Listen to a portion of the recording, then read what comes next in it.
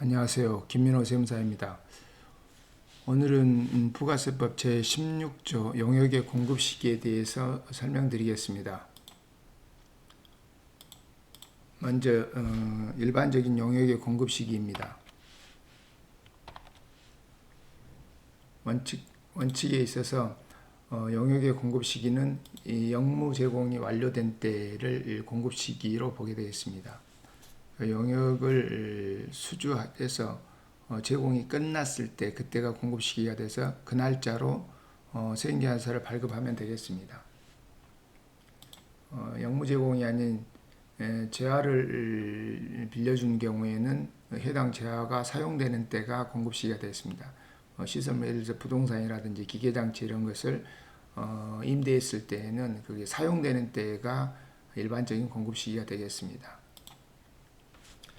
공급 시기에 대해서 다시 말씀드립니다만, 공급 시기가 중요한 이유는 그 공급 시기 일자의 세금계산서 작성 일자로 해서 발급되어야만이 정당한 세금계산서가 돼가지고 매입자는 매입세액을 공제받을 수 있고, 매출자는 세금계산서 관련 불성실 가산세를 부과받지 않습니다. 그래서 작성 일자, 즉 공급 시기는 그런 의미에서 매우 중요한 날짜입니다.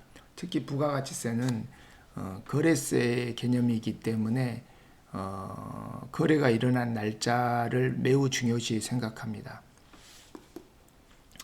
형태별 기준에 대해서 다시 말씀드리겠습니다.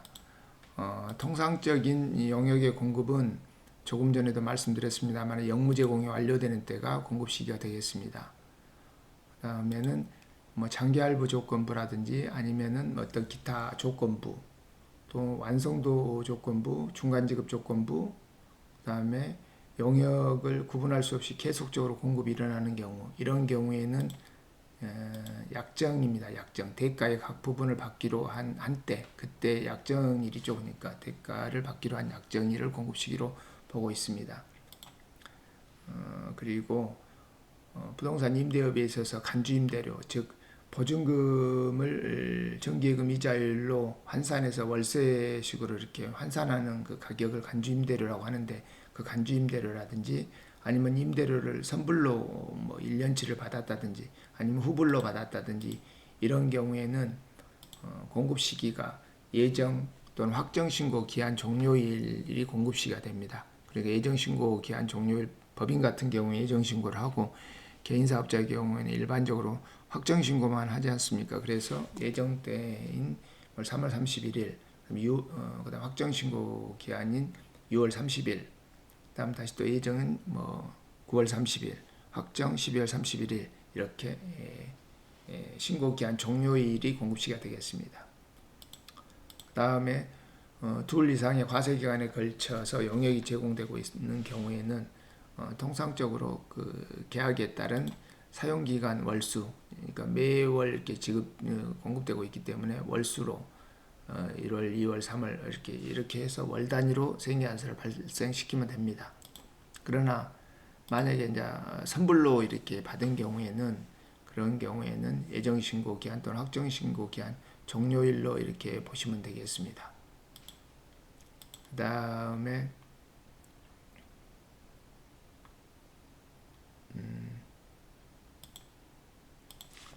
폐업 전에 공급하고 공급 시기가 폐업 이후에 도래하는 경우에는 폐업일을 공급 시기로 봅니다. 부가가치세는 사업자에게 부과를 하는 세금이 있기 때문에 폐업하고 난 이후의 공급분에 대해서는 부가가치세를 과세할 수 없습니다. 그래서 폐업 이후에 공급 시기가 도래한 부분은 생계한서를 발행할 수도 없고 부가세 과세할 수도 없기 때문에 폐업일로 이렇게 당겨서 공급 시기를 정하고 있습니다. 그리고 이제 용역의 공급 시기에 있어서는 일반적인 공급 시기인 영무 제공이 완료된 때뿐만 아니라 중간 지급 조건부하고 완성도 지급 조건부가 매우 중요합니다. 이 부분에 대해서는 좀 더 자세히 알아보겠습니다. 먼저 중간 지급 조건부입니다. 중간 지급 조건부는 계약서가 작성이 되는데, 이 계약서를 보시면은 먼저 대금을 받고 이후에 이제 재화가 인도됩니다. 재화나 용역이 인도되는 겁니다. 먼저 대금을 받고 재화 또는 용역이 인도되는 겁니다. 이때는 공급 시기가 대가의 각 부분을 받기로 한 때, 즉 이 약정일이 공급 시기가 되겠습니다. 근데 대금을 계약금, 중도금, 잔금 이렇게 나눠서 받도록 되어 있거든요. 그럴 때 마지막 잔금의 부분은 중간 지급 조건부 계약이 아니고 잔금은 항상 대원칙인 용역 제공 완료일, 인도일, 이날이 되겠습니다. 그래서 부동산의 경우에는 뭐 잔금 청산일, 입주 가능일, 등기 접수일 중에서 공급 시기를 가장 빨리 확인할 수 있는 날로 되어 있습니다. 잔금 청산일, 입주 가능일, 등기 접수일 중 빠른 날을 잔금에 대해서는 공급 시기를 그날로 보도록 되어 있습니다. 중간 지급 조건부가 되기 위한 요건은 계약금 다음 날부터 용역이라든지 아니면 뭐 재화가 제공이 완료되는 때까지 기간이 6개월 이상 걸려야 됩니다. 계약금 다음 날부터 6개월 이상이 돼야 되고요. 대가는 계약금을 받고 그 다음 나머지 대가에 대해서 분할 수수하도록 되어 있습니다.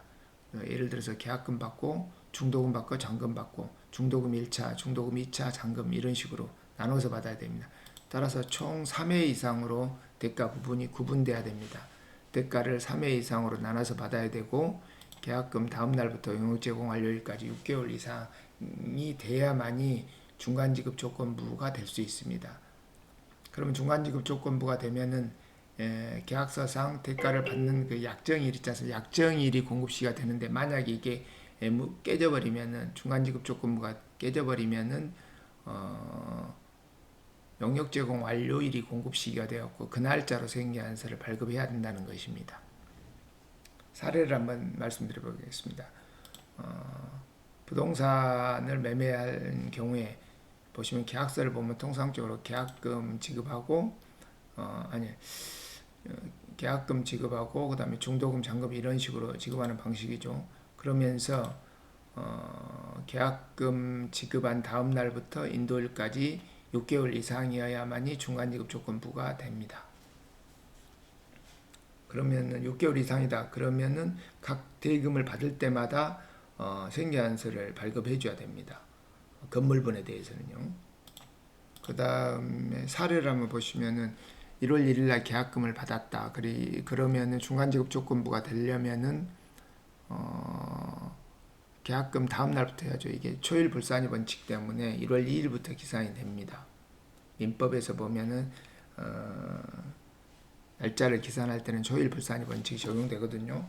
그래서 1월 2일부터 기산해서 6개월 이상이니까 7월 1일이 만료일입니다. 그러니까 대금은 최소한 잔금은 7월 1일 이후 7월 1일 포함한 7월 1일까지 받아야 됩니다. 이후에 받아야 됩니다. 7월 1일이 공휴일이면은 이것도 마찬가지로 민법에서 요걸 계산하는데 나오는데 공휴일이면은 다음 날로 변경되도록 되어 있습니다. 7월 1일이 공휴일이면 7월 2일 이후로 이제 잔금을 받아야 됩니다.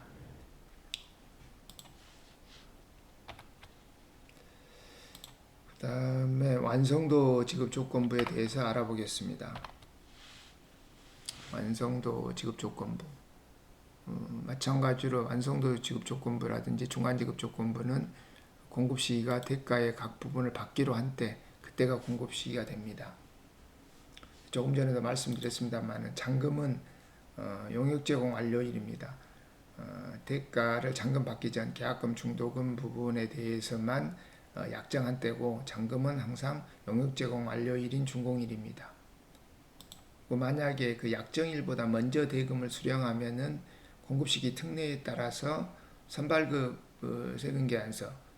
세금계약서에 의해 가지고 먼저 받으면은 그날로 그래서 공급시기가 되고 늦어도 약정일까지는 세금계약서가 발행돼야 되겠습니다. 완성도 지급 조건부 계약이 적용이 안 되는 경우는 보겠습니다. 대가의 각 부분을 받기로 한 금액이 불분명하거나 아니면 지급일자가 불분명한 경우, 이런 경우에는 중간지급 조건부를 볼 수 없습니다. 그 다음에 기성 청구에서 기성이 확정돼 가지고 그 확정된 금액만큼 각 부분을 받기로, 기성금 각 부분을 받기로 약정한 때가 공급 시기인데, 기성을 청구를 안 했다든지 아니면 기성 청구가 돼 있는데 검수 과정에서 뭐 부실공사가 돼가지고 기성이 미확정됐다. 그런 경우에는 중간지급 조건부나 완성도 지급 조건부, 완성도 지급 조건부가 될 수 없습니다.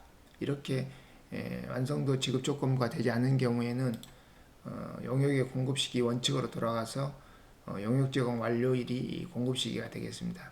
따라서 이때 세금계산서를 발급하셔야 됩니다. 그다음에 완성도 지급 조건부 계약서에 보면은 계약금하고 선수금 받는 이런 내용들이 나오는데, 이 용어에 대해서 한번 설명드려 보겠습니다.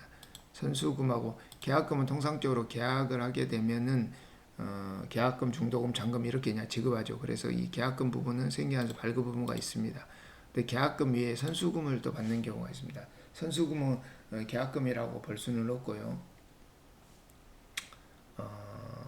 통상적으로 선수금은 이런 식으로 계약서에 이렇게 표시가 되어 있습니다. 선금이라고 표시가 있고, 그 다음에 정산 규정이 있습니다. 정산 규정이 있고, 그래서 이제 이 선수금 부분은 기성 청구할 때 그 비율만큼 기성금에 포함해 가지고 녹아서 이제 정산하도록 되어 있습니다. 그리고 정산할 때 기성 청구 금액 플러스 이 선수금 부분이 비율만큼 매출로 인식이 되기 때문에 생계한서를 그때 발행합니다. 선수금 받았을 때 생계한서 발행하는 것은 아니고요. 계약금은 계약금 받았을 때 약정에 따라서 이 부분은 생계한서를 발행해야 됩니다. 공급시가 도래됐기 때문에. 근데 선수금은 계약금하고 다릅니다. 그래서 선수금에 대한 정산 규정이 있기 때문에 기성 청구 금액에다가 그 비율만큼 총 계약금, 예를 들어서 공사금액 전체가 100억이다. 근데 이번까지 기성금이 뭐 10억이 확정되었다. 그러면 10분의 1이 선수금의 10분의 1이 이번 기성금에 플러스 해가지고 공급시기가 도래하는 겁니다. 그래서 그때 생계한서를 한꺼번에 발행하면 되겠습니다. 그 다음 사례를 한번 보겠습니다. 사례를 보시면은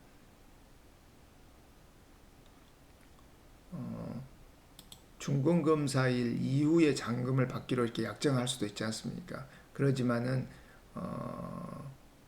이 기성 청구 조건의 공급 시기는 용역 제공이 완료 전까지만 적용되기 때문에 계약서상의 준공검사일 이후에 잔금을 받기로 했다고 하더라도 용역 제공이 완료되는 준공검사일까지는 무조건 공급시가 끝나버립니다. 그래서 잔금 부분은 준공검사일로 생계한서를 발급해야 됩니다.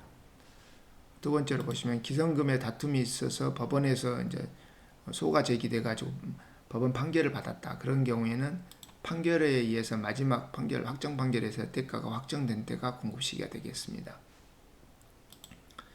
그다음 기성 청구 약정 전에 기성 청구를 해서 기성 청구를 해가지고 약정일 전에 만약에 받았다. 그러면 먼저 받은 경우는 실제 받은 날이 공급시기가 됩니다.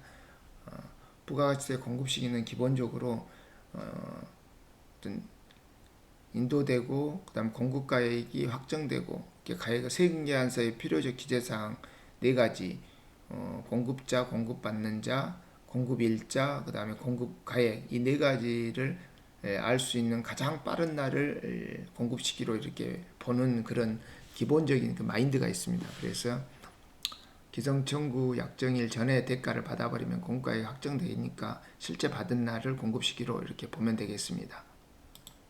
지급일을 명시하지 않은 경우에는 기성청구 조건이 되지 않기 때문에 원칙으로 들어가서 용역 제공 완료한 때를 공급시기로 보면 되겠습니다.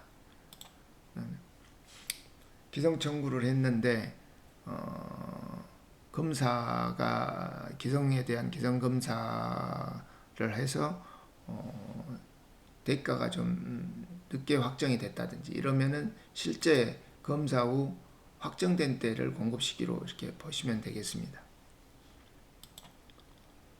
또 한 번도 기성 청구에 대한 검사를 하지 않아 가지고 미확정돼 버린 상태가 있습니다. 그런 경우에는 마찬가지로 또 기성 청구 조건이 적용될 수 없기 때문에 용역 제공 완료된 때가 공급 시기로 되겠습니다. 오늘은 용역의 공급 시기에 대해서 한번 봤습니다. 감사합니다.